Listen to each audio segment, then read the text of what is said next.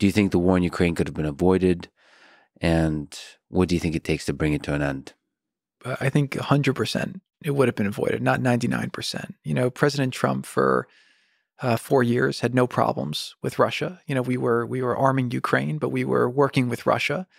And again, the first 2 years, we had a little bit of issue working with Russia because they were accused of colluding with us, and so we had to go through that investigation.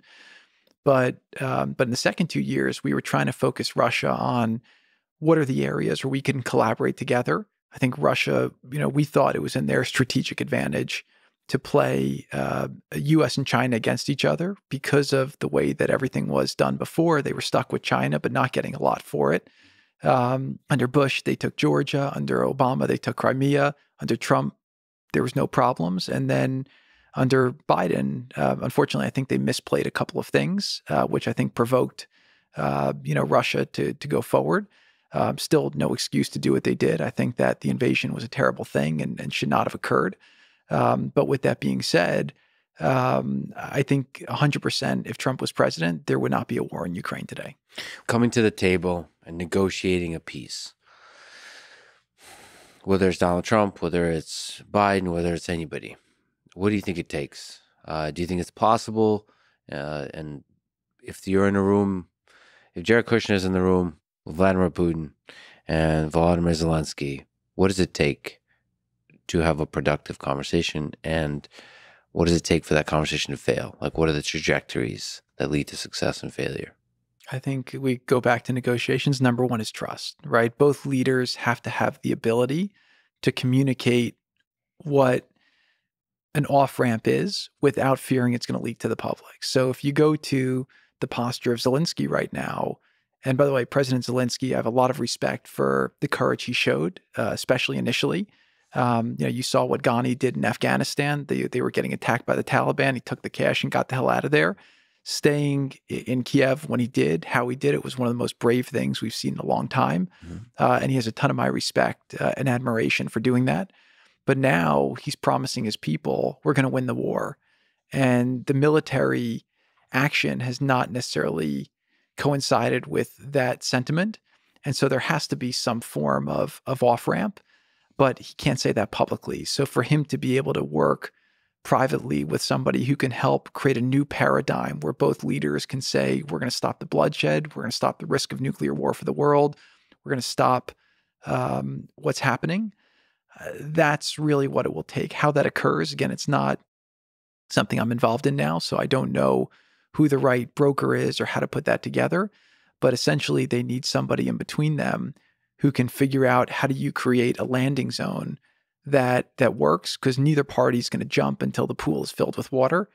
And you have to outline what the go forward looks like, because you can't just stop it for then it to get worse for both parties. You have to move it forward into what happens next that hopefully can start to turn the tide to benefit both sides, where they can focus on the future instead of being stuck into the old paradigm of who started what, who's to blame for what, who did what to who.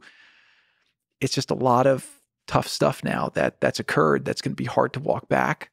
And it's a big task to get it done. But for the sake of the world, it'd be amazing if we were able to reach a conclusion to that conflict. What do you think it takes to bring Vladimir Putin and Volodymyr Zelensky to the table together? Leadership. So you're saying like it has to be a U.S. president? It has to be somebody who's willing to put themselves on the line to go and do it. And, again, if you're the U.S. president and you're the most powerful nation in the world, you should be trying. Yeah. But I do think, again, the posture that the U.S. has taken has probably been in a place where it would be very hard for them to get the trust of Russia based on the way that they've played their moves to date.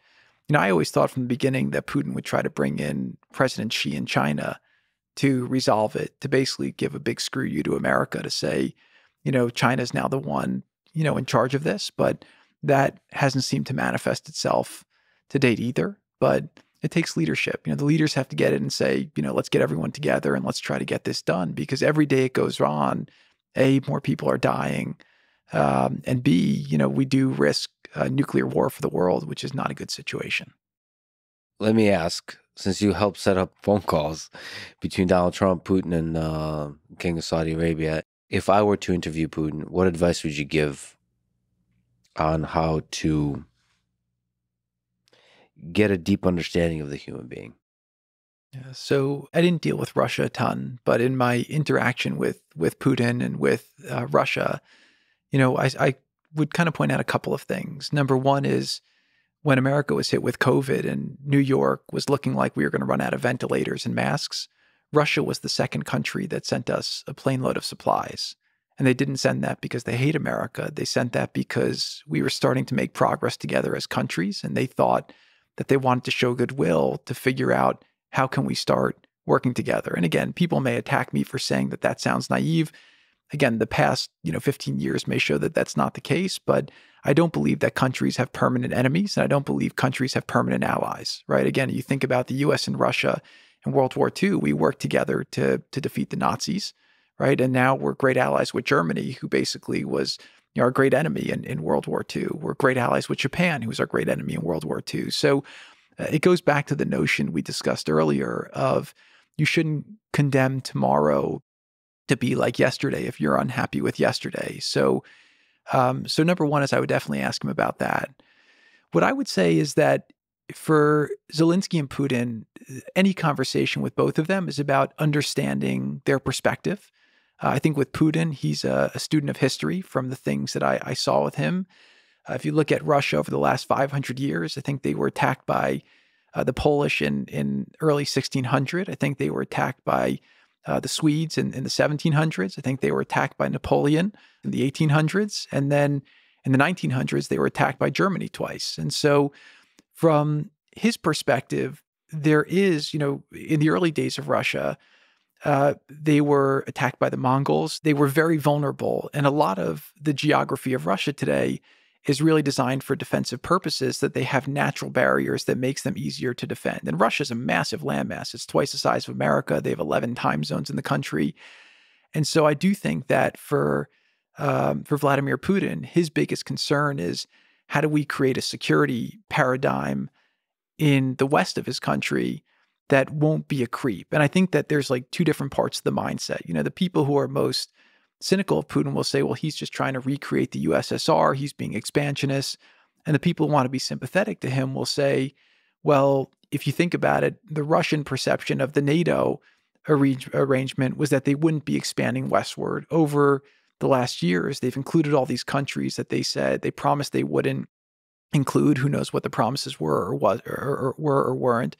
But what I do know from his perspective is allowing Ukraine into NATO was always a red line. And that's why we never offered it. We never provoked it. We never brought it up. We said, we're going to arm them. And we basically said, just calm down. We don't want any conflicts there. We have bigger issues and bigger opportunities to work from. So I do think you have to think through what's a paradigm that he can accept. And I do think that, he'll give the justification for why he's done what he's done. And then I think the framework for a solution is about how do we move both parties forward? I want you to know that all the people of Ukraine to know as well. The American people have been with you every step of the way, and we will stay with you. We will stay with you for as long as it takes.